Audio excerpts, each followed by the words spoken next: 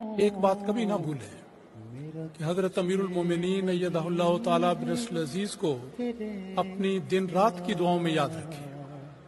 اپنے لیے دعا کرنے سے پہلے، اپنے بیوی بچوں کے لیے دعا کرنے سے پہلے، سب سے پہلے اس وجود کے لیے دعا کریں جو ہمارے ماں باپ سے زیادہ محبت کرنے والا ہے، ہمارے بیوی بچوں سے زیادہ عزیز ہے. تو جس شخص کی بدولت اللہ تعالیٰ اس زمانے میں اسلام کی سربلندی کے سامان کر رہا ہے، اس مبارک وجود کو یاد کرتے رہیں اور ہمیشہ یاد کریں اور سب سے پہلے یاد کریں.